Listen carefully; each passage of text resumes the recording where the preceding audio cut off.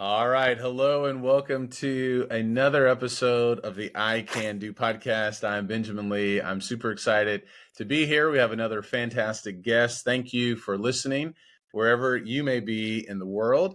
Today, our guest is Korede Adedoyin, and she is the founder and CEO. She's smiling at me right now.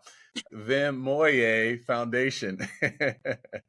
And the Vemoye Foundation is a charity set up to build Africa's future workforce by increasing access to STEM education. Vemoye supports over 10,000 students across the West African region through its partner organizations. Korede is also a trustee for East London Connect, an education-based charity that helps Black inner-city students in London aim higher and obtain a place within a Russell Group university. As a law graduate from the University of Warwick, she is passionate about giving other young people the same educational exposure she had. Korede, welcome to the show. How are you? I'm good, thank you. Thank you so much for having me. You are welcome. Thank you so much. And thank you for your patience as well with me. Thank you for being on the show. I want to get started here, and I want you to share with me and the audience, if you can, tell us this journey about how you have created your own foundation. You're the CEO of this foundation. You're striving to change lives in Africa and really in the world by helping other people to support and to encourage other people. What got you on this journey? It's a long journey, I would say. It started, I would say, probably 10 years ago now, actually. The journey towards this. I wouldn't say that I was the most likely candidate for this role, for this job, for what I do. I am the most unlikely person, I would say, to have done this. At the end of like sixth form, which we call like high school, I would say, for our American listeners, I was voted most likely to be the Prime Minister of the UK. That's how like non-focused I was on anything other than where I am and what I wanted to do in the UK. Yeah. And so the pivot to a focus on Africa and changing lives there really stemmed from a trip I took in 2012 with my dad. He literally just asked me, "Do you want to come to Nigeria with me to visit?" I was like, "I mean, sure, why not? You know, I've got nothing else to do, and it's a free trip," because he was paying. So I said yes, and that literally sparked everything. It was the fact that I saw such a gulf between the hyper rich, the hyper wealth that I got a chance to like experience and see and things like that, to the poor, and the intersection between the two would be in the traffic. So the only time that those two worlds would collide would be when you're in traffic, and hawkers, we call them, would come to the window of the car and basically beg, like either ask you to buy something or ask you to give to them. And everybody in the car would just ignore them. Like they would all look forward because they're so used to it. But for me, it was a completely new sight. I was like, these people are asking for your help and nobody is listening. And so that started, I think, the thought process. I think that it was the seed that was sown in my heart in terms of especially seeing the kids. And my first question was, why are they not at school? Because at this point, at the time I went, it was a school period. And so I was like, what essentially can be done about that? I wish I went straight to what can be done about that. What I really did was run away and say, this is really none of my business. Like, why am I feeling this way about this? And I think, I'm sure many people can relate with that feeling of like, you see something that you really want to change, but you honestly don't think you're the person to change it. So you're hoping somebody else will do it. And I would say the reality is the thing that moves your heart, the thing that breaks your heart is likely the thing that you're called to do. The thing that you can't shake off is really the thing that you were made to rectify, to fix, to be a part of. And so I think that started my journey to becoming the person that I felt I needed to be able to do the job that I get to do now.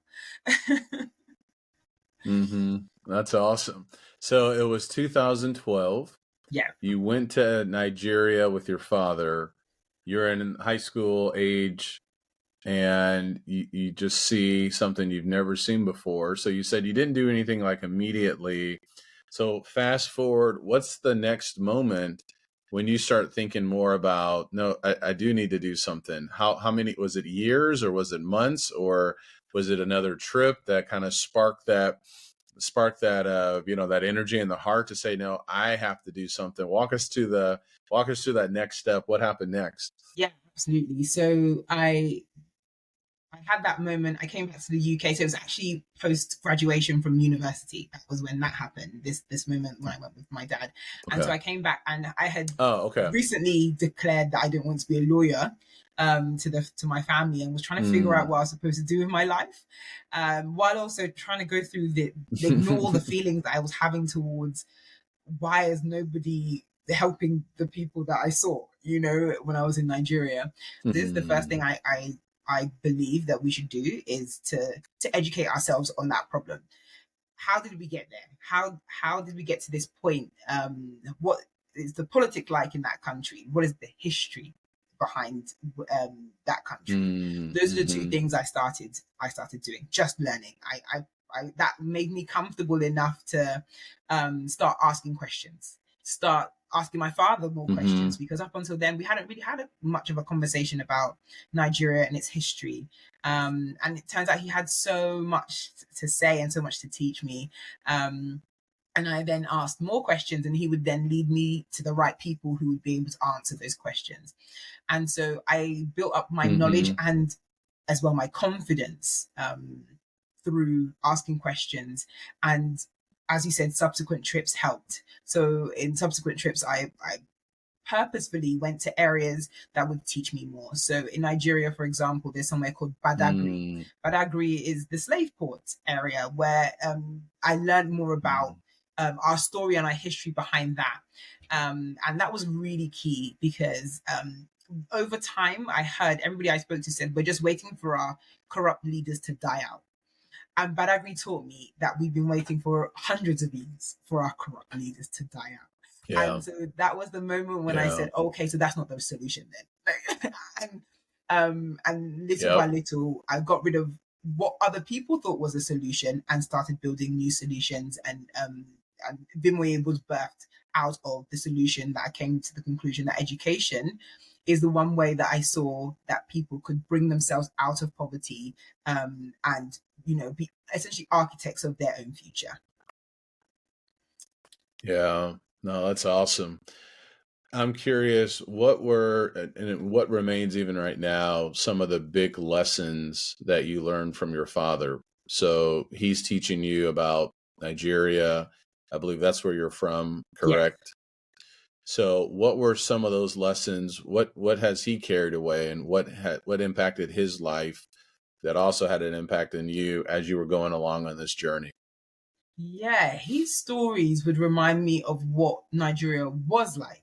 So it wasn't even always like this. We always said that we need better leaders, but there was a point where it turns out when we look back, the leaders weren't nearly as bad or as incompetent as maybe we have today. And so over time, we realized that there has been a deterioration in society in terms of the kind of leaders that we have developed.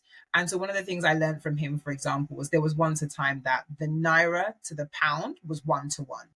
So it was, and you know how strong the pound is, right? What's the naira? The naira is the currency. What's the Nigeria. naira? If I can. Yeah.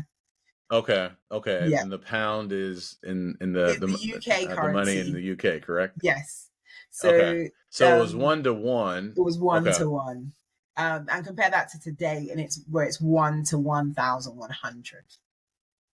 Wow. Exactly. Wow. So you can see the decline and see those are the things I was learning. I was like, okay, so things were not always like this. And understanding that was painting a picture of, because when you realize something has happened before, you realize you can make it happen again. So what the ideas and the vision I had for what Nigeria could be wasn't like the most outlandish, most ridiculous thing, because it actually at one point was once like that. you know? And so what we're doing is we're trying to Yeah. return to what was, as opposed to build a whole new nation, you know? And that made it more possible to me. That encouraged me. So that's one of the things I learned from him. Yeah.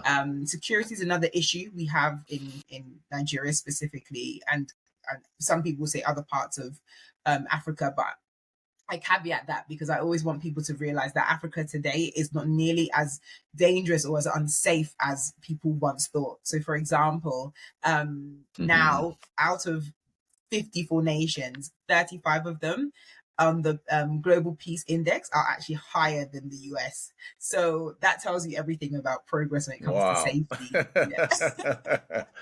Yeah. That's going to shock a few people. Yeah, that's exactly right. But it is going to shock a lot of people. Yeah, there it is. So Africa as a whole is, well, that's interesting too. And I'm interrupting. I'm sorry. That's interesting too, because there's a lot of assumptions people make, and what you're talking about is so important about, well, maybe we should do a little bit of research and not assume certain things are the case, because we may actually be surprised that it wasn't as bad as maybe you thought it was, or what other people thought it was. It was actually good for a long period of time. And that certainly would give, I think, me and other people, if people do that, encouragement to say, no, we can make a difference, and things can shift, fairly quickly if we put the right amount of work into it. Exactly. And so there, like you said, there are assumptions that we all made, myself included, that were debunked through research and through asking questions, and this idea of corruption. That's another conversation I had to have a lot. It came up so often. There's so much corruption. That's what's crippling our nation. But over time, when you ask more questions, I would say I came as quite an objective person, because like I said, I wasn't part of the conversation until the time I went, right? So my questions were very much from I just want to learn perspective. And so people would say corruption is our biggest issue. Corruption is our biggest issue.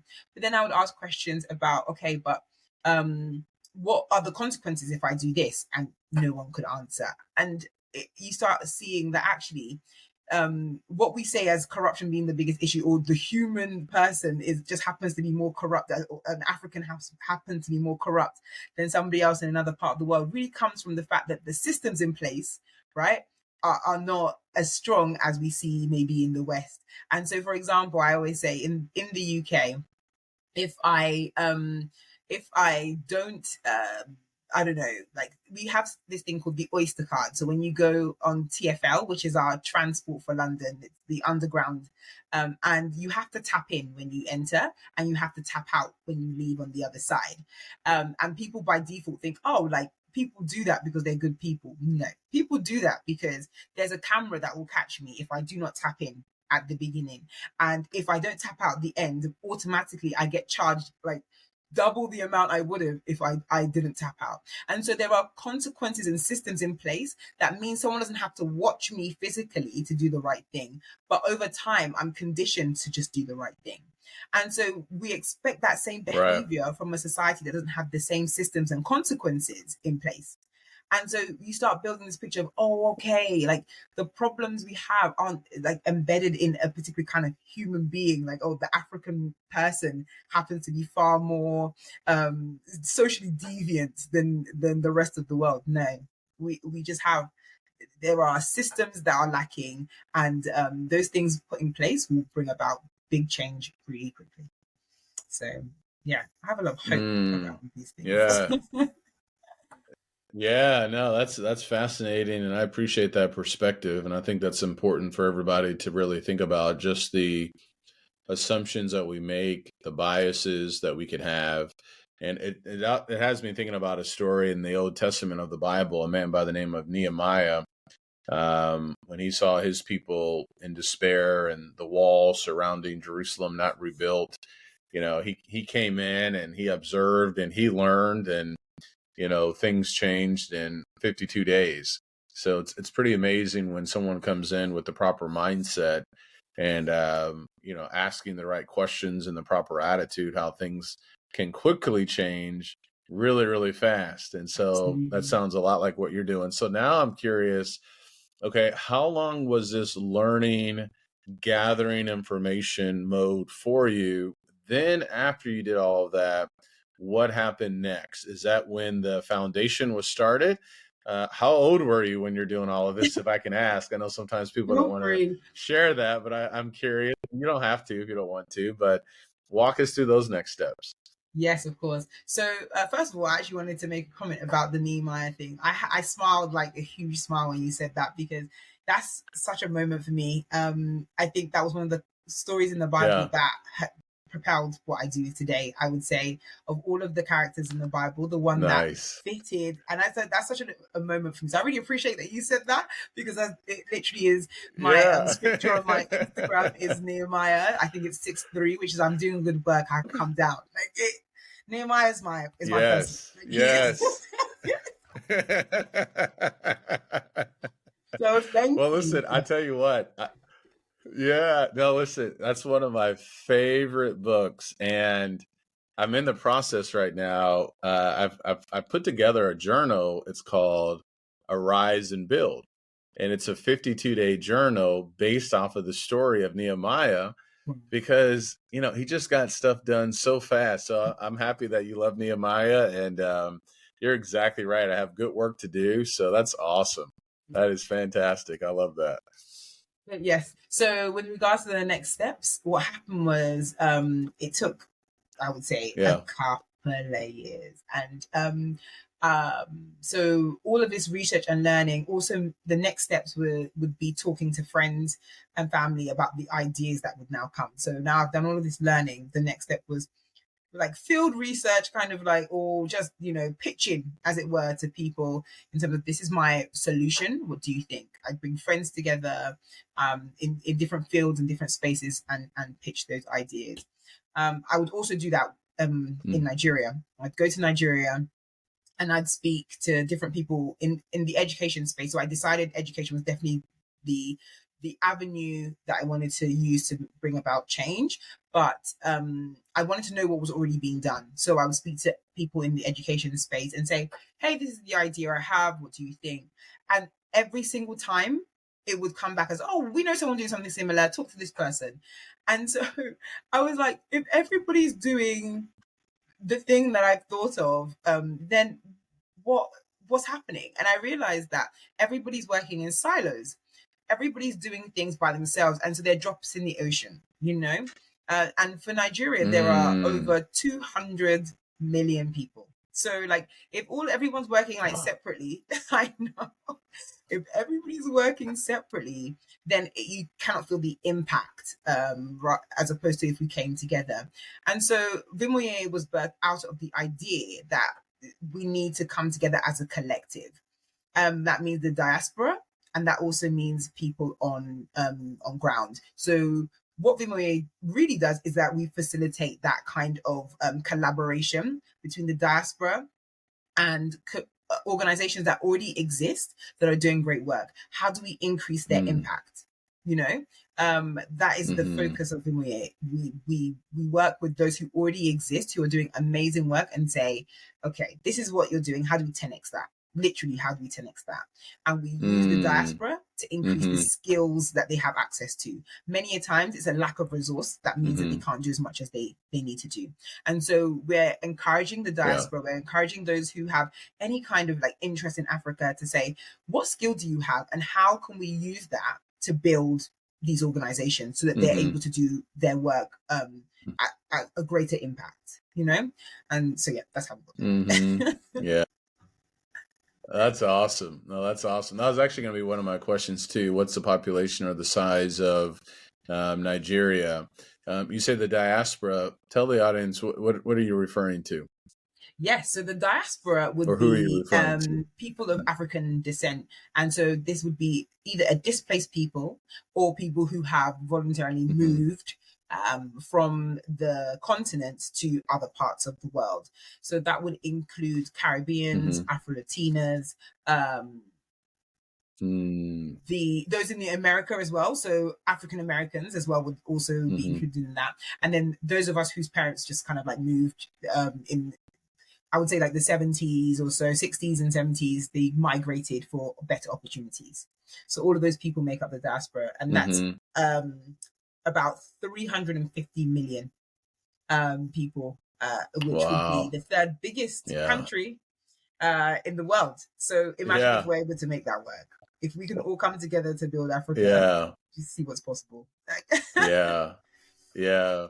I love the illustration too of, just a drop in the water or drop in the ocean, when people are trying to do things just kind of in a silo versus collectively. There's something to be said Absolutely. about that.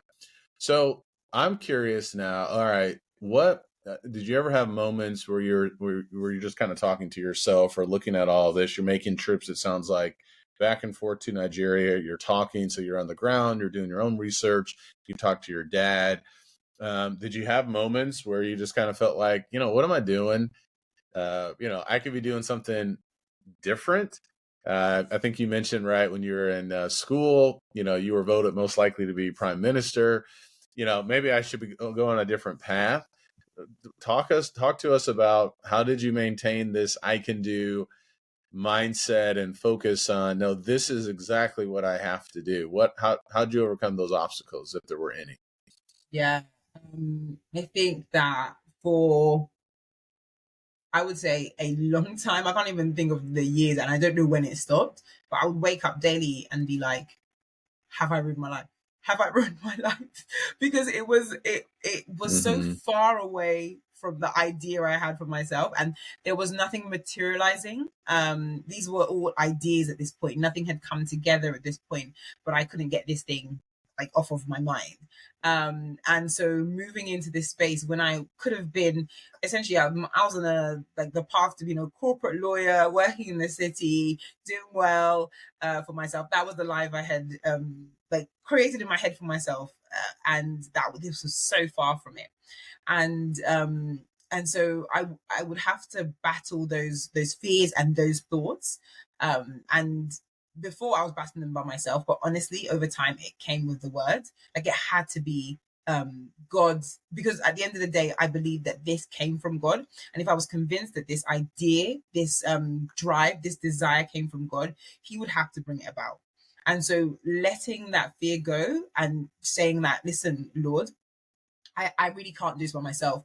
I know that you chose me because of that as well, because he Mm-hmm. uses the foolish things of this world to confound the wise. And I Mm-hmm. promise you, that's what he did here. Right? He said, I'm going to choose the most Yeah. unlikely human Yeah. being. And honestly, he has to get all the glory, because I am so unqualified. It's laughable. And Yeah. he did say, like, I don't know if you've heard this, but like, I've heard it said that he doesn't call the qualified, he qualifies the called. And that's exactly what I feel he Mm-hmm. did with me. And so it meant that I had to Yeah. lean on him on a level that maybe other people haven't had to. When we lean into what we're called to do, Yeah. we have to lean on Christ to make it happen. It feels Yeah. impossible by ourselves. And so my walk with God Mm-hmm. grew as a result of feeling so unqualified and not the right person for this job. And so I'm really grateful, because I don't think I'd Yeah. have the relationship I have with God now if it wasn't for the fact that I went on this journey. So regardless of anything, I have that as as something that I can hold on to. Yeah. But my faith grew, and through my faith I was able to grow in confidence, because I realized that, oh wait, this isn't me doing this. I'm not doing this for myself. I'm convinced that I was called to do this, and because of that, God has to bring this about. He has to make it happen, because it wasn't Yeah. my idea. Like, there's no way I could have thought of this by myself. Yeah. So we have this name for God in Yoruba. So we have it's called Oromonishe Fayati, which is the God who calls, equips. And so that's the version of God that I had to get used to, had to be introduced to. That if he called me, he will equip me, and everything that I need to make it happen, he will provide. So yeah.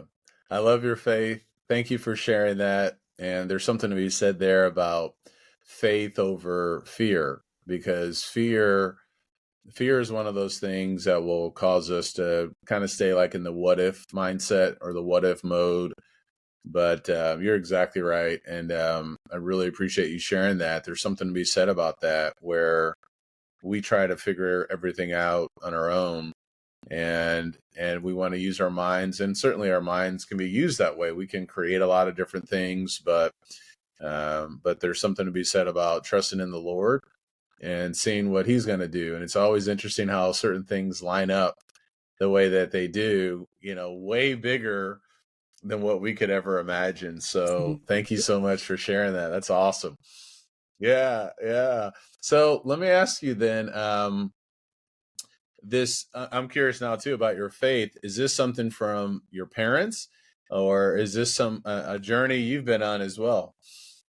Yeah, it started through like family. So my parents are very much Gotcha. like grew up in a very Christian household, and the Mm-hmm. way I very much, obviously we all come to our faith ourselves. Absolutely, I'm fortunate enough to have grown up in a Christian Mm-hmm. household, but I had to make that decision myself.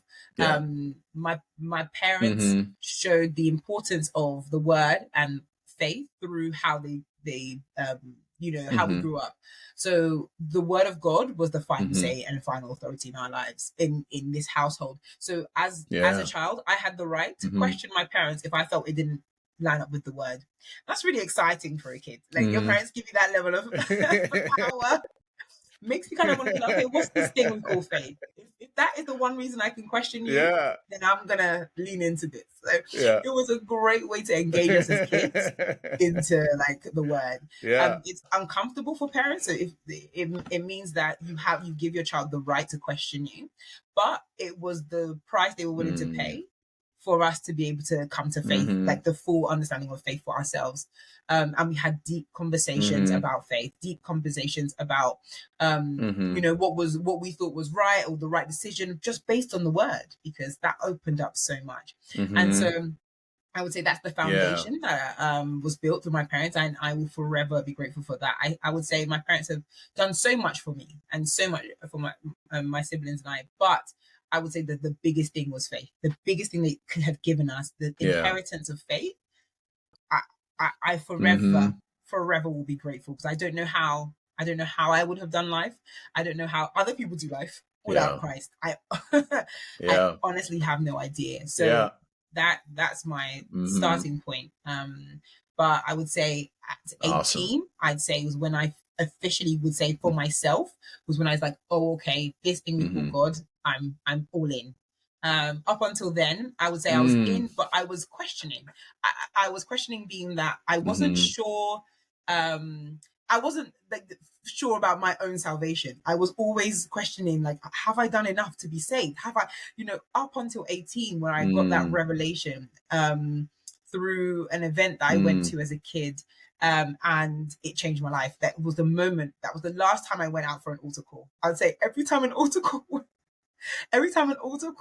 happened before that, I went out for every single one. I said, just in case, let me just go again. But when just before my 18th birthday was the last time I ever went out for an altar call, because that day I was sure that I was saved, and I'm forever grateful for that day. Yeah. Yeah. Well, thank you for sharing that. Yeah. So when did the foundation officially begin? 2020. So in 2020, January 2020, pre-COVID, I had no idea what was to come. January 2020, we launched, and we did this like a launch event, and it was super exciting. By mid-Feb, there was word about COVID and this idea of like, we're going to have a lockdown. And by March, we went for a full-blown lockdown. And major problem, because the initial understanding I had of Vemoye was a very on-ground thing. I was going to be going in person to like help and to like just bring about change through that. And now COVID was here, and so we had to rethink the whole thing, and so it went remote. And actually, what we see as Vemoye today wasn't what I started as. It was because of the whole pandemic situation that meant the change happened. And like as for everything the pandemic was, and I know it had so much, it caused so much pain and so much uncertainty. But I would say Vemoye wouldn't look the way it is today if I had gone with my original plan, because it didn't include the diaspora. It didn't include like remote help that we're seeing now, where individuals are helping organizations remotely using their skills. None of that would have happened if the whole pandemic shutdown, lockdown thing hadn't occurred. And so, yeah, I think that in life, there are so many moments that we don't plan for that feel awful, because the pandemic was awful for you cut all of out us there a in so little many bit. different ways. Hopefully, there you are. Okay, good. Yeah. Can you hear me? Yeah, you're still with you cut out there a little bit. No, that's all good. Okay. So you said that it started in 2020, and I think that's interesting too. You were talking about how the pandemic really shifted what it actually looks like today. And I always find that interesting, because whether it's a nonprofit group or some kind of company, being willing to go with the flow and to, wherever that river may lead is always an interesting thing, how we can have one thing in our minds, but it's actually gotten the foundation to maybe another level than what you had anticipated when you started in 2020. So tell us then, what's the foundation doing? It's 2023. Are you still going back to Nigeria? What's that look like for you? Are you traveling a lot back and forth, or are you primarily working out of London? Yes, so mostly working out of London, but I base. I want to touch base. I try to touch base annually, at least, just because it's important for us to, or for me to remind myself of why we're doing what we're doing, who we're helping, and the larger aim, the larger vision. And that can be lost through the day-to-day rigors of like just doing what you have to do, and so I try to remind myself of that, mainly because the current version that we have of Vemoye came out of a frustration of like, how do I make sure we're making the most amount of impact? And so I just literally packed a suitcase and went and spent a couple of months in Nigeria and Ghana, and was like, talk to me. Somebody tell me in terms of education space, talk to me about all of the problems. I want to make sure that the solution that we're providing absolutely hits the nail on the head. And so I think that that's so necessary to do as regularly as possible to make sure we're still hitting the nail on the head every time. So right now, our focus looks like two things, which is physical resources. We have a physical resource provision where we work with an organization actually based in the States that I heard you guys have lots of computers and laptops that you change annually. That's often. Right? Yeah. The school system is incredible. Wow. So this charity said that she just they take all the stuff and they ship it to other parts of the world. And so we work with them to do that, to like to Nigeria, to other parts of Africa, where literally the things that you guys don't want anymore, which are perfectly fine, we ship them to countries so it doesn't go to landfill, because she said that's the other option. My goodness. So the organization is called Bridge in Africa, and it's just incredible work. They're based in New York, and literally they just help us send those things, and we just like, in terms of funding it, we just make sure it's sent. We make sure that, we can cover, what we're trying to do is cover the costs of sending it, the crate itself, but the resources themselves are completely free, which is just incredible, because the quality of the stuff is literally, a lot of it is like a year old tops, and some of it hasn't been used at all. It's insane. That could have gone to landfill. Yeah, that is insane. Well, that's awesome.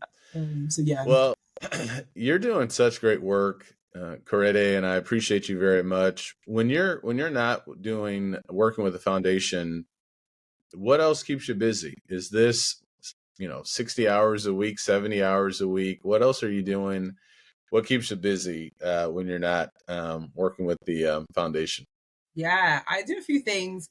But yeah, the foundation is definitely my heart, the thing that I want to do. I veer towards that every time I have any moments. But I also work. I have a business, I have a job, there's other things that I do as well, or most of which is remote, so I can definitely which is really, really helpful.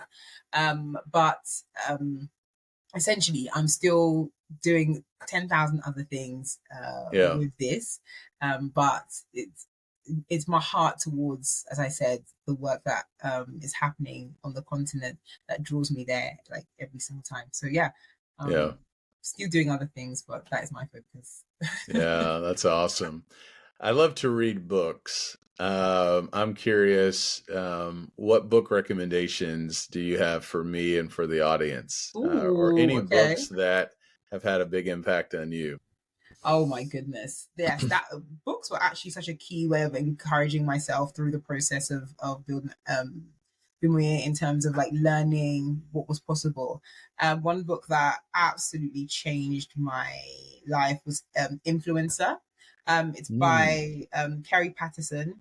Is this idea that change in any society is behavioral. It's easier to change behavioral change than it is to try and change mindset. mm, Putting things in place that, as I said, when I said like the idea of doing what's right as human beings actually is behavioral. We are, there are things in place, consequences in place, triggers in place that make us do what's right. And so that book is a huge factor in terms of making me start thinking like that.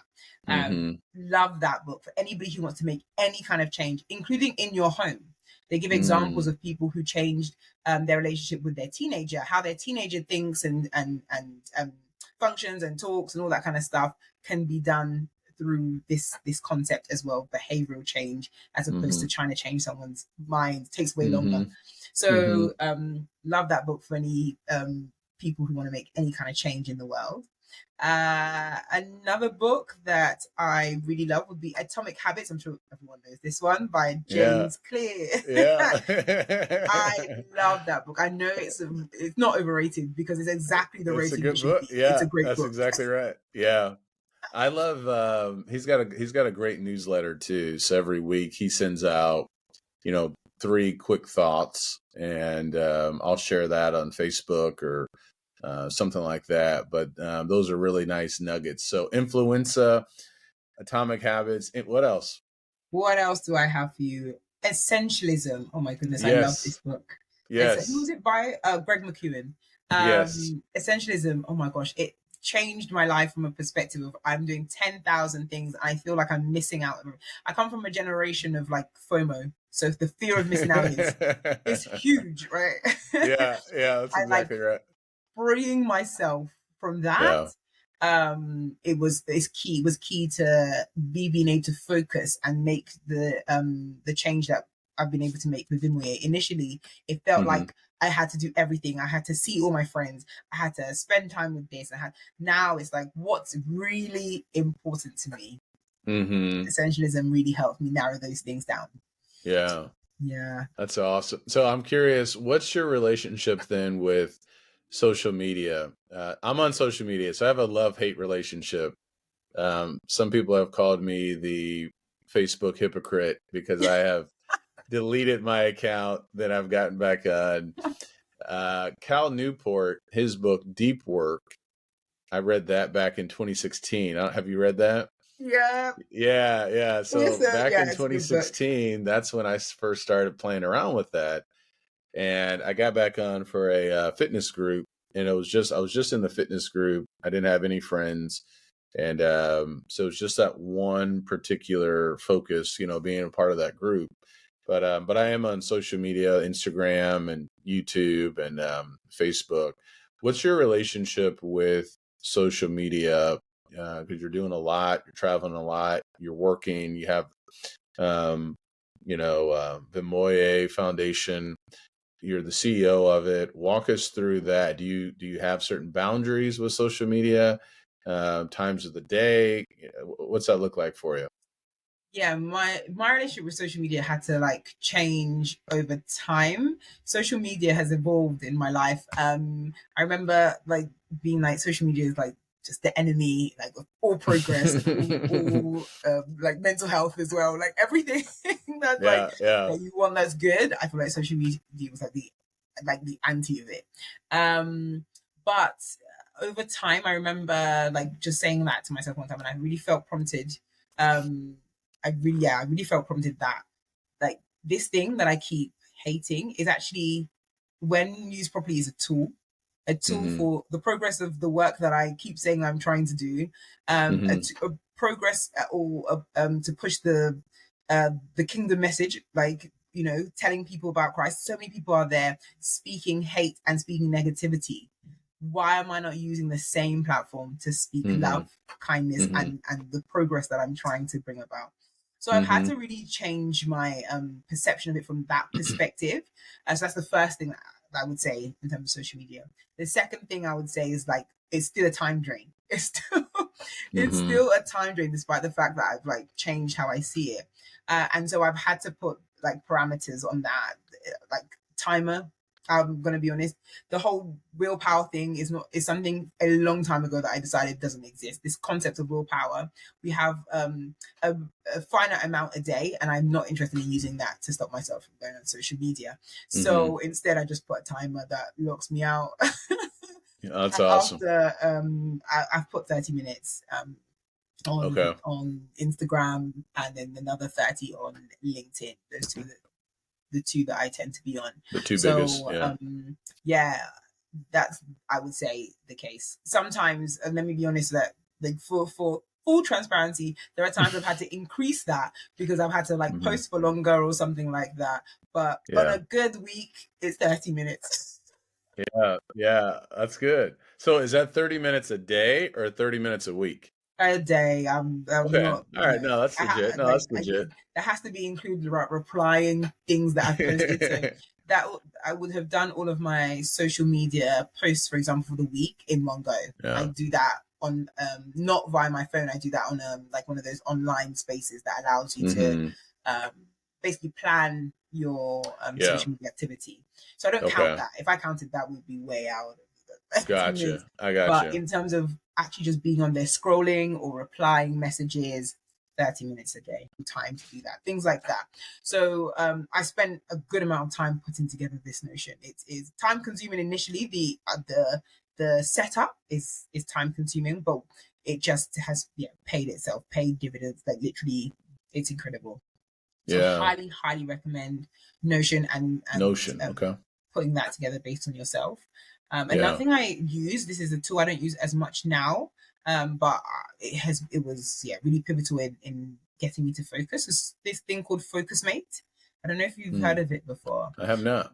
Yeah, so FocusMate is a space that you literally meet random people across the world, right, at a particular time. So you set times onto a calendar, and it matches you with somebody else anywhere in the world that is also working at the same time. So you say to them, I'm working on this now in the next either 25 minutes, 50 minutes, or 75 minutes. And at the end of that session, you come back and say whether you achieved it or not. It is surprisingly effective. It is crazy how like a random person on the internet keeps you accountable just because they're there. Now, I think I have heard of that. Now, can you see the person when you're doing the work? Yeah, you can.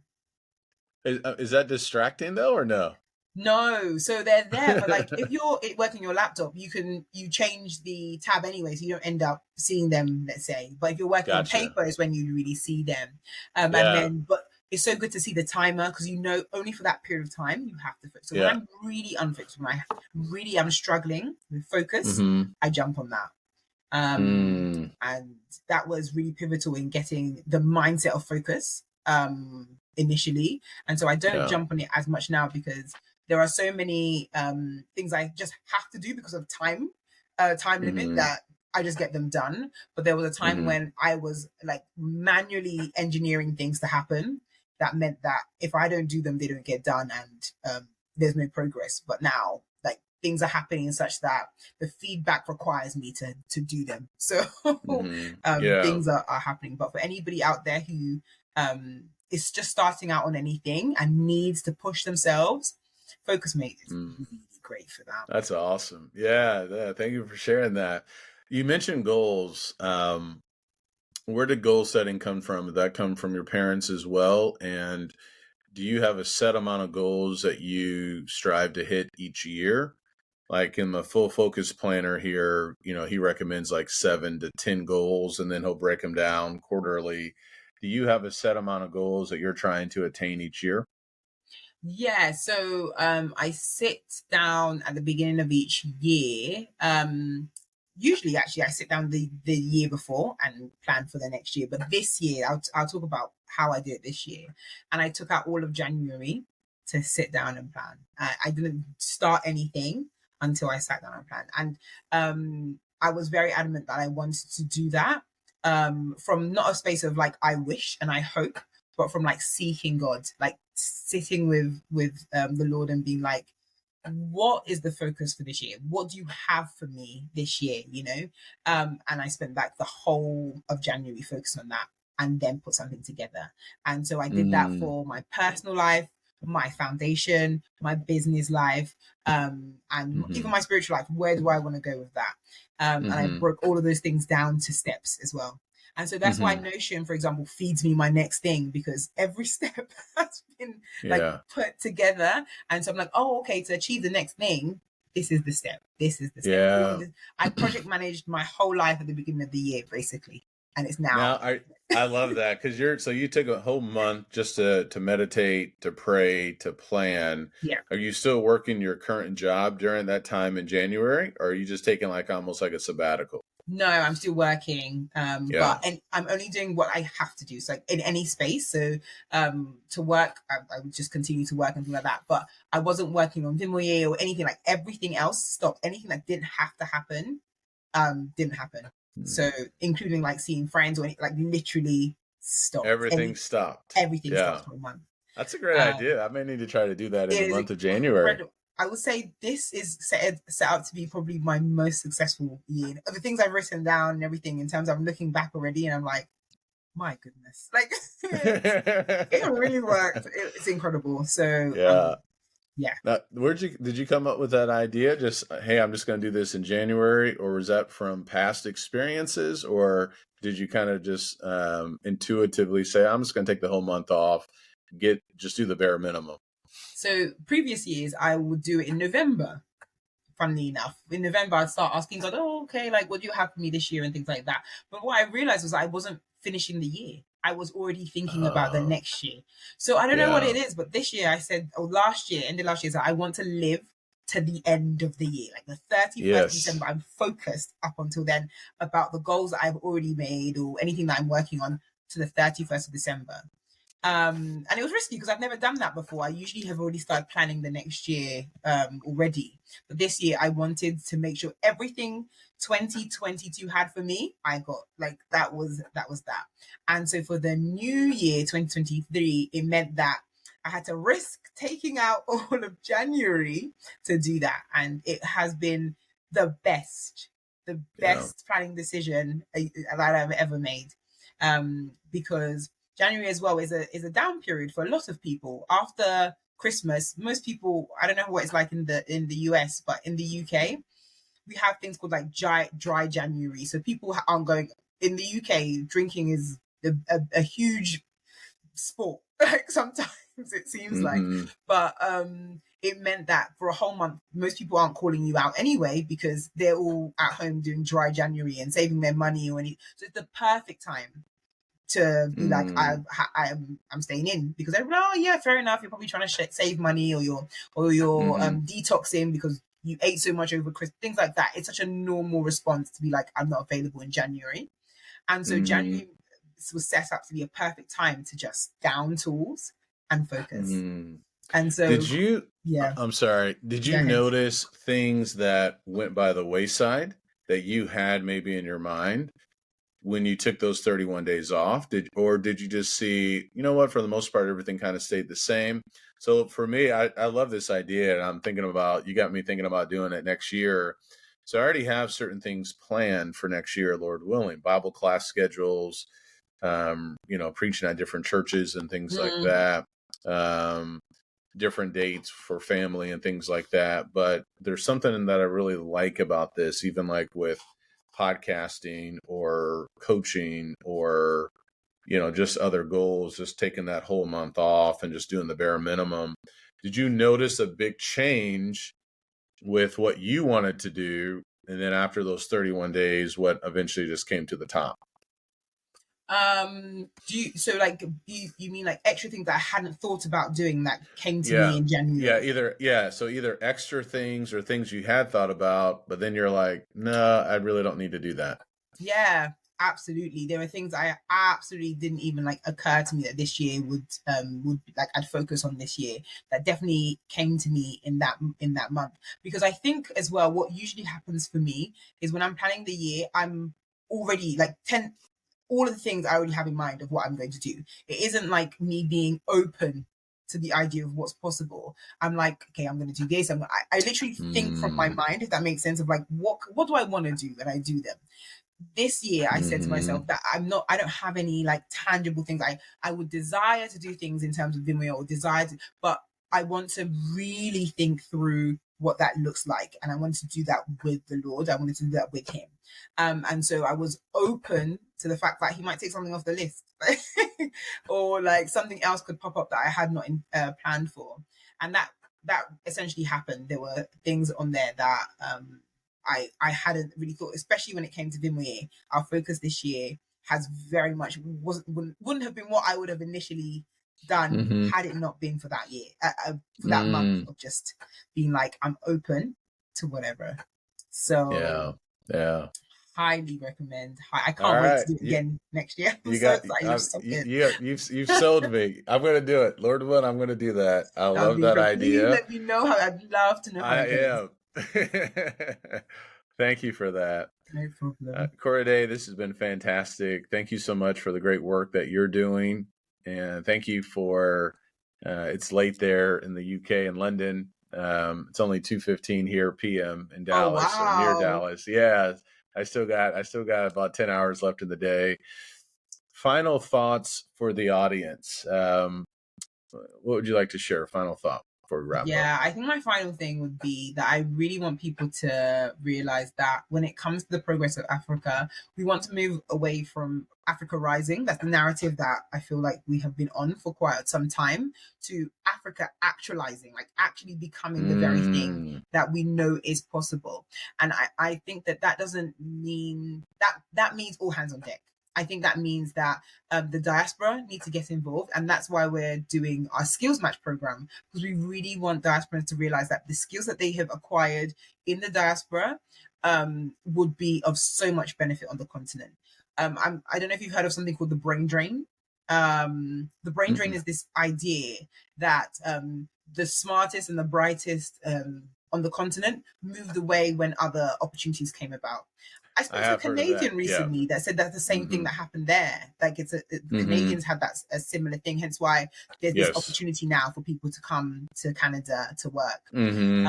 But because of that brain drain, it means that those who maybe would have started the business or would have started the solution to a particular problem are not necessarily there. And so we're saying diasporans, with the skills that you have acquired in the West, let's use them to build the continent. And we're doing that through our skills match program. So check out our website and sign up.